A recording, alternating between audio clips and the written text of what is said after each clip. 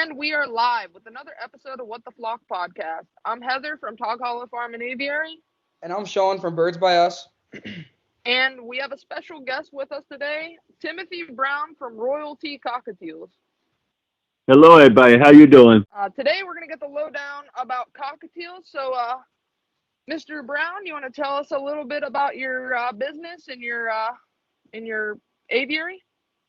Yes, I breed cockatiels only. I specialize in just cockatiels. I've been breeding cockatiels now since 2017 when I first got started. You know, I had all different colors. I use flight cages and stuff when I do my breeding. Basically, that's all it is. It's just like specializing in cockatiels only. Okay, and we have a few questions for you here. I'll let Sean start off with the first one.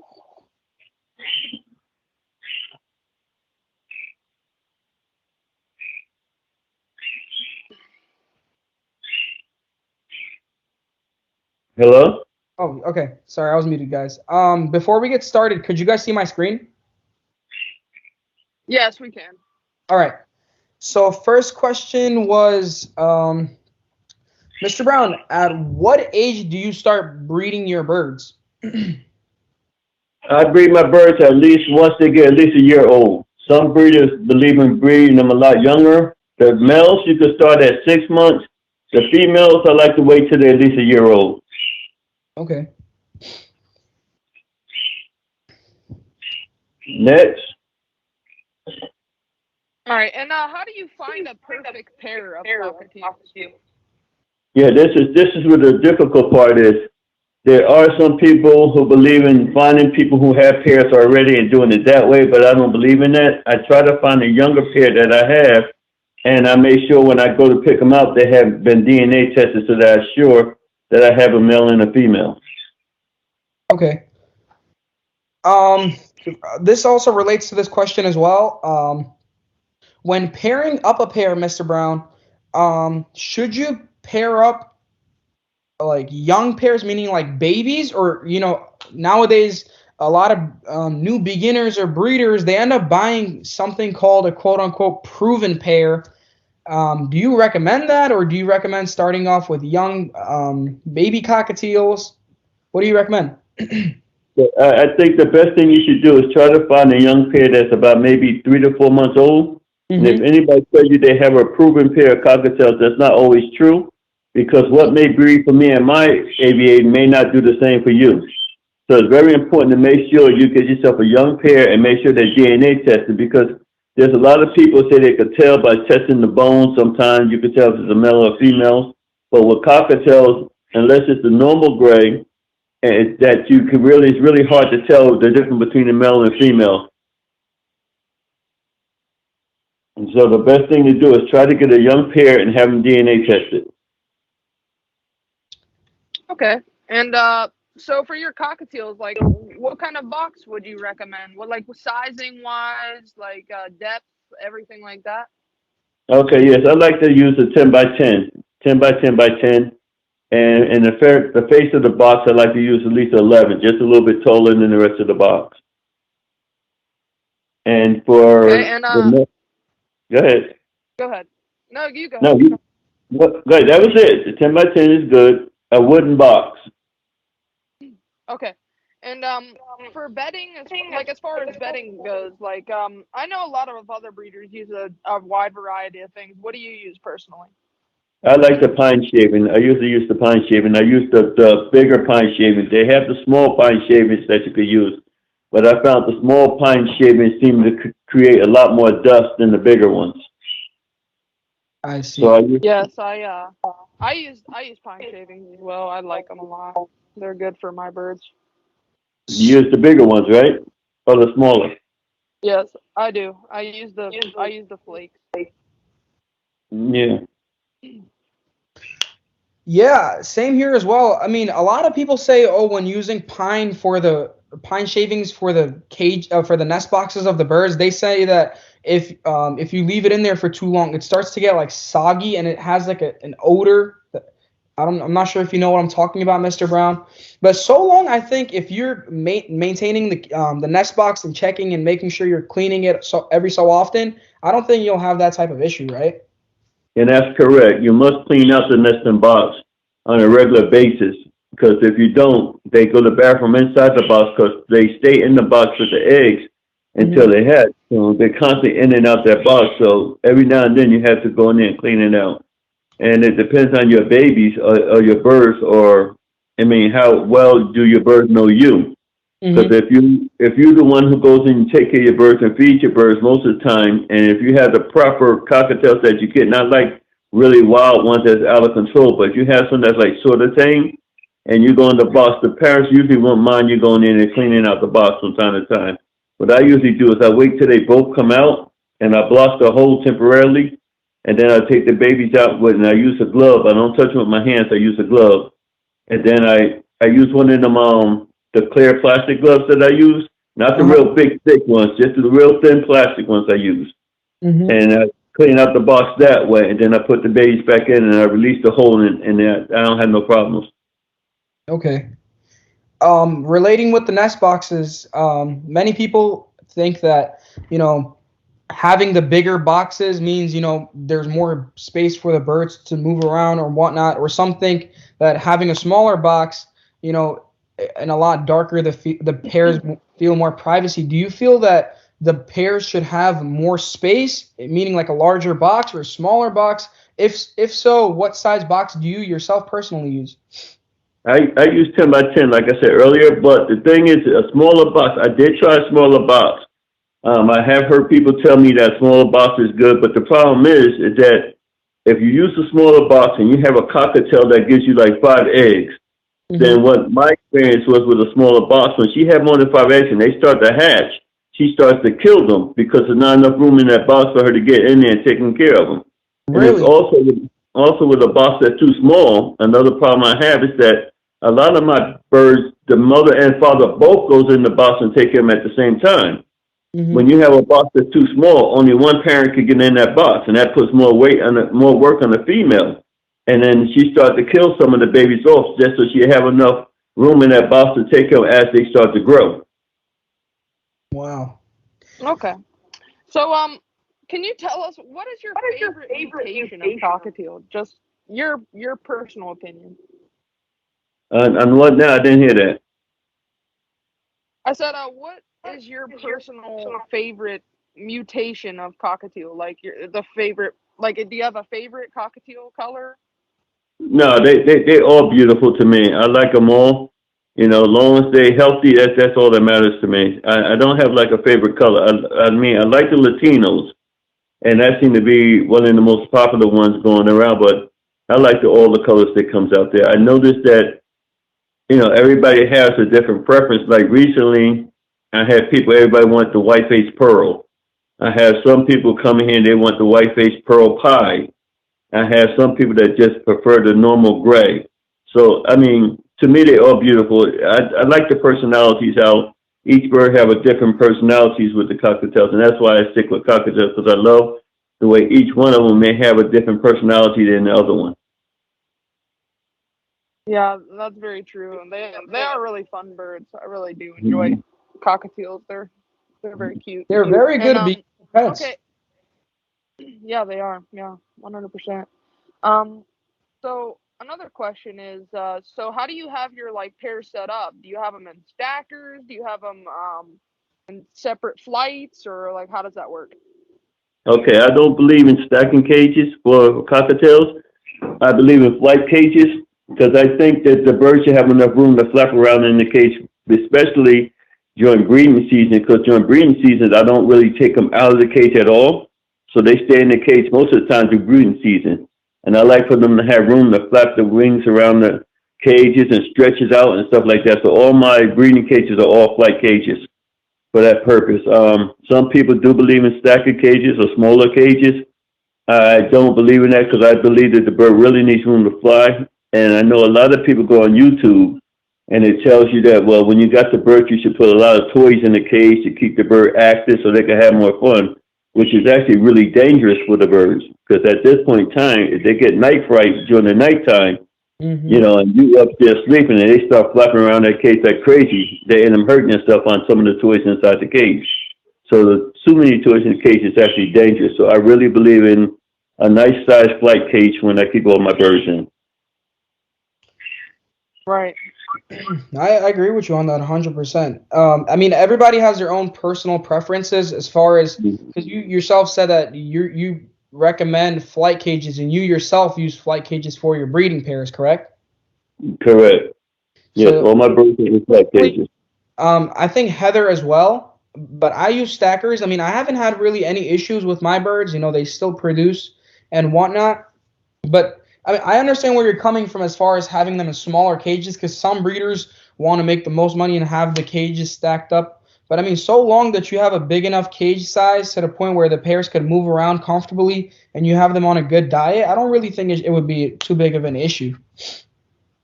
Well, no, it's not really. It's like I said, it's all a preference. Like I seen your setup, and the Mm-hmm. one I liked about your setup was the way you had the lighting system set up. Now I Thank see you. a lot of people that do stackers, and they don't put light under the bottom of the cages so that the bird at the bottom is not getting enough light. Correct. And light is very important for cockatiels also. They need that vitamin D from the light, and if they don't get enough light, then they don't breed properly. Yeah. That's with any bird though. Light in general is very Correct. important. And I know a lot of breeders don't realize that, and they stack cages on top of cages and whatever, and they only get light from the front of the cage. They don't get the light from the sides or the top of none like that because they have it against the wall and stacked on top of each other where they don't get the proper light, and that's very bad for the bird also. Right. So just tell us, like, how did you get into birds? Like, how did you start, like, getting into cockatiels in general? Like, No, that was a very hard start for me because when I first started, I was just on the computer looking for a way to make some extra money, and Mm-hmm. an article came up on telling you why birds will make a good business. So I told my wife, I said, listen, I'm going to breed cockatiels. She said, you crazy.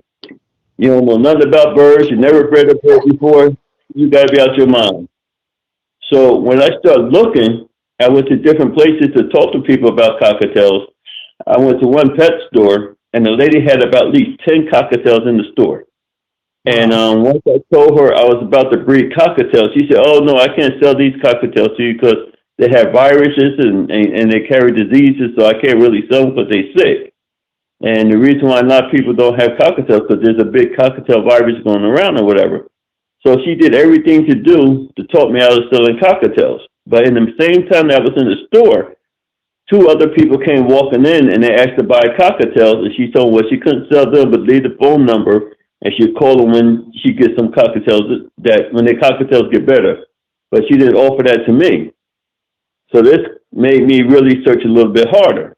So I went to another pet store and I told the guy the same thing. I said, listen, I want to breed cockatiels. How can you? Oh, you don't want to breed cockatiels. It's too much work and nobody's buying them and nobody wants the cockatiels. But at the same time I was at his store, he got two calls for cockatiels and he didn't have none at the time. So I said, well, let me check her around a little bit more. And I ran across this lady named Maria in Bogota, and I talked to her about cockatiels, and she broke it down to me. She told me what I need to do, what I need to get, and, you know, the things I need to do to get this thing going.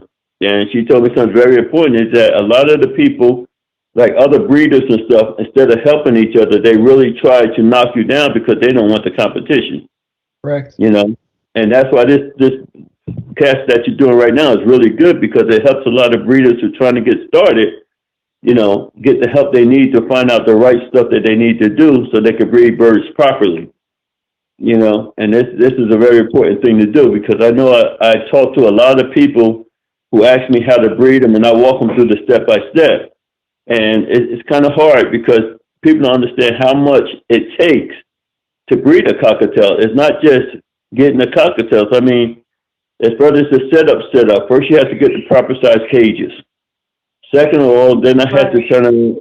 Go ahead. Question? No, I was just gonna say, I mean, there's literally, as when you start up, I mean, you have so much against you, like all these, and I know me personally, when I first started getting into birds, I started with cockatiels, you know, and Mm-hmm. luckily after a while, I found a mentor who really helped me, but I went out and I was buying proven pairs and, you know, all these breeding My pairs, God, I and know where you're coming from. this evil woman literally sold me these proven pairs that were so old. The band on Mm-hmm. one of the birds was 1996. A Wow. bird that old, a Wow. cockatiel especially, will never produce. I mean, it's infertile at that point. It's never going to have children, you know. And I had these birds for 6 or 7 months, thinking, hey, these are going to be great for my aviary. That. And this lady knowingly sold me these birds like that, and it's just terrible that people do this to others, and especially what you were saying, how you went to the pet stores and they were just talking you out of it. We should do better, you know, like as aviculturists, you don't turn people away from the hobby. It's just, I mean, obviously you educate them how much work and how expensive it is, but you don't just, you know, you don't just turn them away and say, hey, you don't want to do this, you know, let them make the decision for themselves, you know what I mean? Yeah, but again, like I said, that's why I was saying earlier that it's very important that when you do buy your birds, you make sure it's DNA tested. Because my first pair of cockatiels that I bought from a pet store in Salybrook. The lady was really nice. I told her I need a male and a female that wasn't brothers and sisters. So she said, well, I have these two birds, and one's a male and one's a female. Well, I get them home, and guess what? They both males. So I'm like, okay, Yeah. here we go. So I go to another pet store, and I have to get another bird. So I go and ask the lady what it is, and this is what they tell you. I don't know. We get them from a breeder, and that's what they tell you. So now you're buying a bird that you don't know nothing about, and you're just hoping and praying that it's a female, because I have two males already. You know, Right. so Yeah.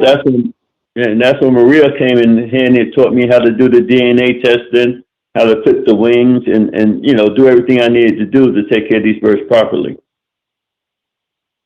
Right. So it's really good to really know who you're talking to. And like I said, this what we're doing right now is very important to help people with breeding birds. Period. It's a really good hobby to get into. It's a lot of fun. It's a lot of excitement when you see your babies growing up and getting to that age, and you know you see people how happy they are when they buy them from you. I had just had today. I had one lady came from Texas to buy a bird. I had another lady come from Virginia. Wow. Wow. And I'm like, Wow. that's like a long way to travel for a bird. And Right. then I had Yeah, another Texas is person. pretty dang far. Yeah, it's far. And I'm like, don't they have birds in Texas? I'll And vouch she said, for his birds. I mean, I bought a huh? cockatiel from. I said, I'll vouch for your birds. I bought an albino cockatiel. Heather, you won't believe it. He came over and dropped the cockatiel off to me. It was an albino cockatiel. I have it to this day. I'm using it for my breeding. Um, I'm using for breeding, but man, Heather, if I'll send you a couple of pictures of it, he has some very nice birds. I mean, the quality itself just speaks for it. He doesn't even have to talk for his birds. He brought the cockatiel to me. You know, he took it out of the carrier and it came right onto my hand. The way the bird stood, his posture, I was impressed. I'm not gonna lie. I told him off the bat. I was like, Mr. Brown, I'm definitely gonna buy more birds off of you. You know, I was very impressed. And you know, if you guys ever are interested in some quality birds, definitely hit up my guy, Mr. Brown, because he has some nice birds. He's in the PA area. We'll leave his website in the description, and you guys can check him out. And if you guys have any other questions, feel free to give him a shout because he himself is my mentor, Mr. Brown. You remember when I was getting into birds and my questions and whatnot? I would call him up, and he would give me the top of the line advices. So I Yeah, appreciate. we started off at 3 o'clock in the morning, right? Yeah, you be going to work, and I would call you up, Yeah, hey, Brown, how do you do this? How do you do that? And ever since then, he's been my buddy. yeah. So another thing that, yeah, like you said too, it's awesome because another thing that people don't understand too, air quality is very important with birds also, and a lot of people don't know that either. You know, you get birds and you put them in a room because I went to a couple of breeders when Mm-hmm. I was start looking for my birds, and oh man, some of the places that I seen was like unbelievable. I mean, they had the birds in the basement with no light, no air, no nothing, and it was like crazy. Wow. And some people do, and the person I was talking to was doing colony breeding. I Wow. bought a bird I bought a bird just because I feel sorry for the bird, Wow. you know.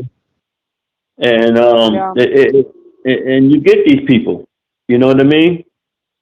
And you just have Yeah. to really be careful when you go to buy birds. It takes a lot. It's not easy, but you have to know who you're getting your bird from and how these people take care of the birds. And you usually could tell by the people, you Mm-hmm. know. You usually can, Right. because like I said, Yeah. I've been when I went to Sean's place. Everything was clean. Everything was neat. There was no smelling. He had the proper air filter going. He had the humidifier going. He had the proper lighting in there. It was really nice and bright. And this is what you look for when you go to look for a bird. And a lot of people don't know that. And another thing is that when I breed my cockatiels, I breed my cockatiels to become family oriented from day one. Uh-huh. You know, not that Yeah. when you come to get my birds, you don't have to grab them with a net, or else they bite you so bad they draw blood. You know, like they draw blood when you go to grab them. Mm-hmm. Now my birds are not like that. I put my hand in the cage. The bird steps up on my hand, and I take the bird and I hand him to you. He steps up on your hand, and he's friendly from the first day you get him. And that's because I Right. And talk to. that's how it should be. Yeah. So Sean thought I was crazy because I tell him I talk to my birds, and I talk to them all the time. Yeah, he told me that he was like, Oh yeah. I talk to my birds. This was when I just started breeding. The first day, I'm like, okay. I got off the phone. I'm like, this guy has to be crazy. And no, I mean, the birds might not talk back to you verbally, but just by the way, like they're moving and showing you signs, they understand like by your like gestures and how you're moving and what they understand what you're doing. The birds are you might not think it, but they're very intelligent. Yes, and it's Oh very yeah. important to I talk to talk to them. my birds all the time. I talk to You see mine that, all the Sean? time. Mine speak. Hmm. Yes, it is very important to talk to. I have a couple of that speaks. You know, a couple of my cockatiels speak, Yeah. and that's another thing. Um, when a person comes to me to buy a bird, also, it's very important for me to know what they're looking for because you Right. get Yeah. people. I had a person call me up the other day, and she says, "I want a bird that talks." Oh my god, this is really important.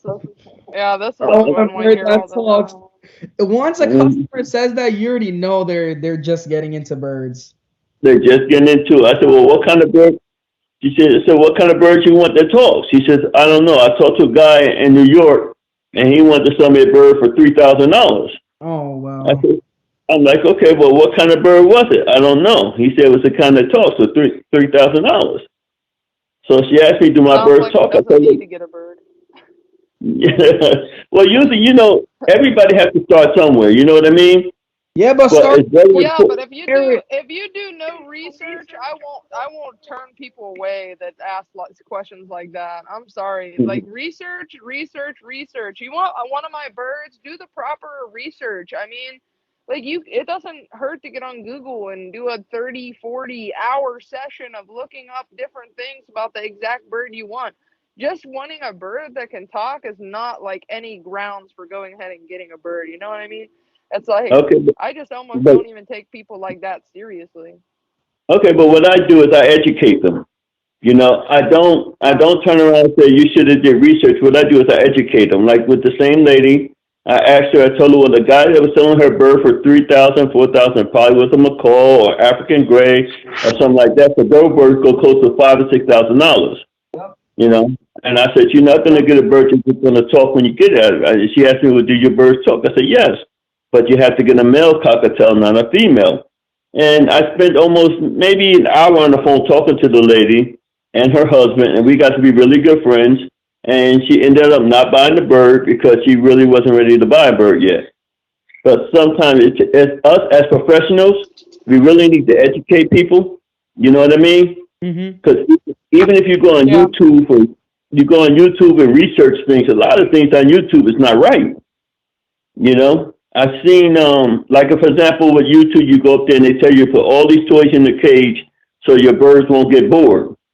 Well, I had a client who bought a bird from me and she did exactly that. The bird got night fright, broke his wing. She ended up taking it to the vet, and the vet had to cut his wings off. Wow. And so she ended up letting it go. Soon as she got the vet home, because it only had one wing, it ended up breaking his leg. This right here messed the lady up so bad that she would never get another bird again, because she was so in love with that one bird. It was like part of her family, and it hurt her so much that happened.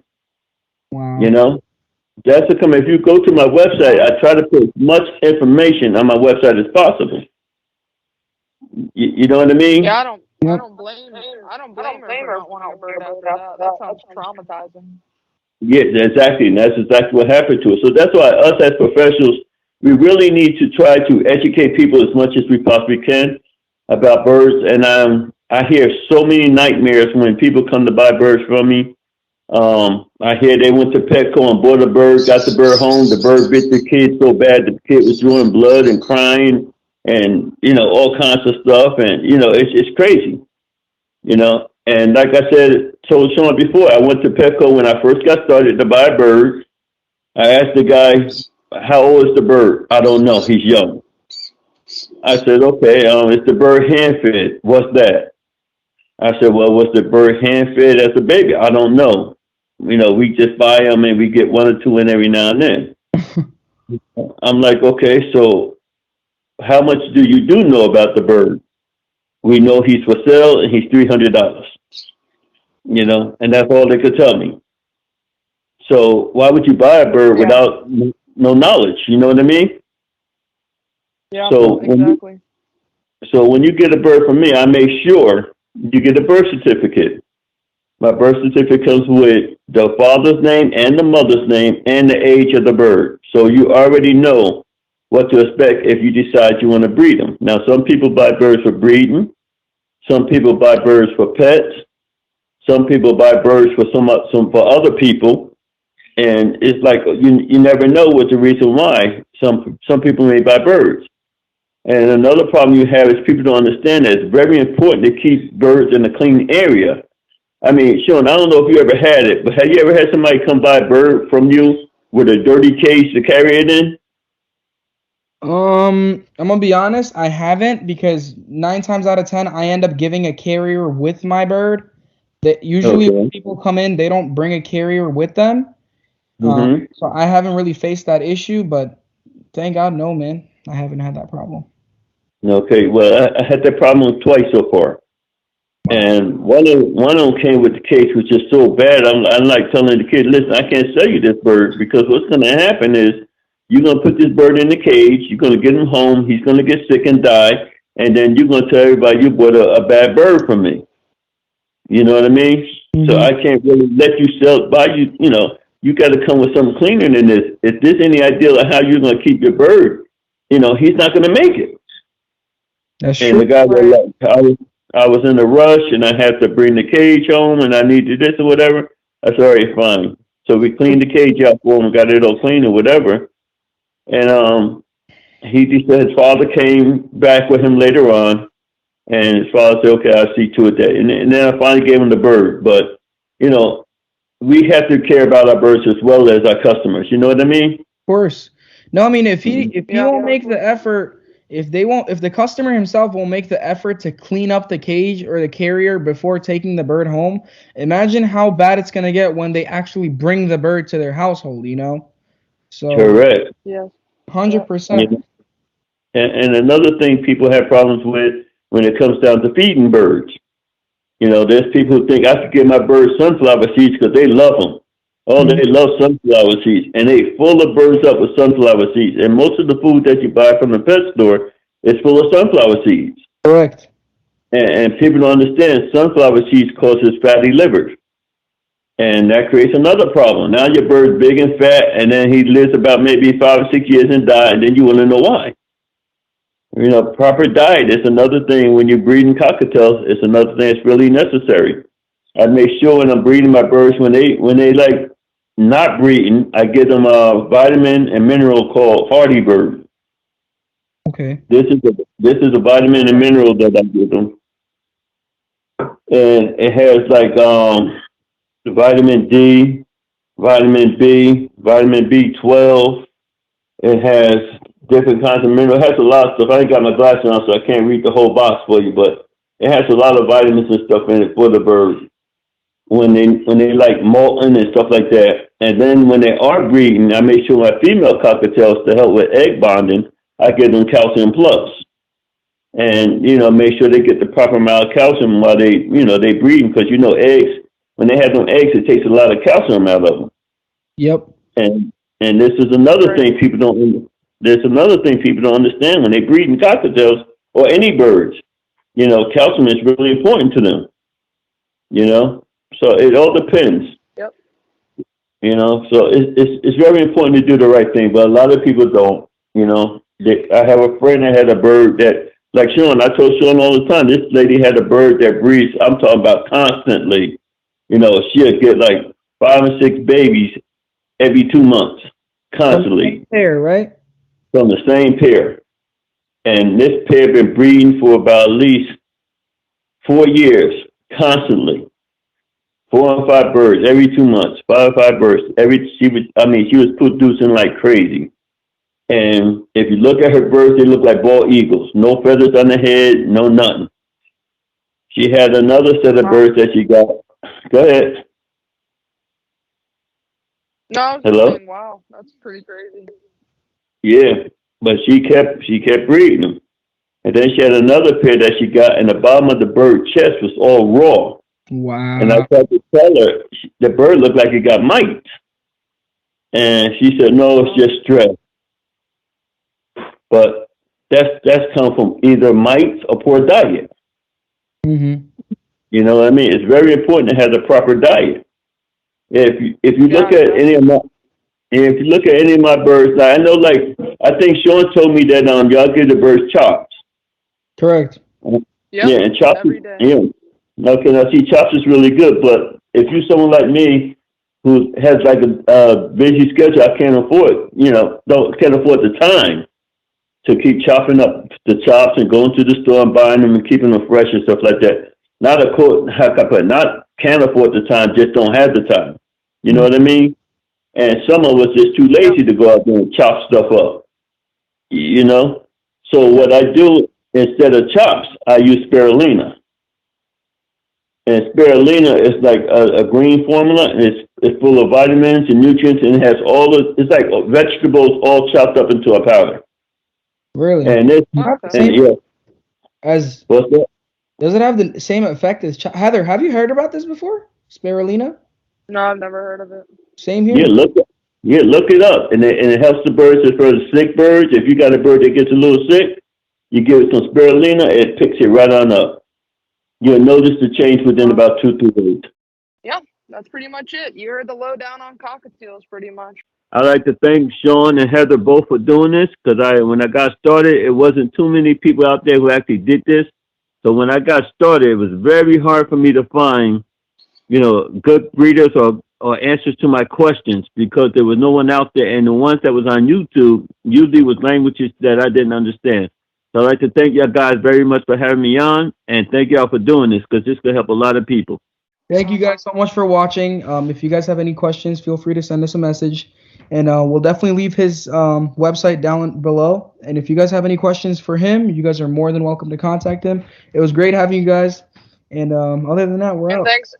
Thanks again, Mr. Brown. All right, have a good one, guys.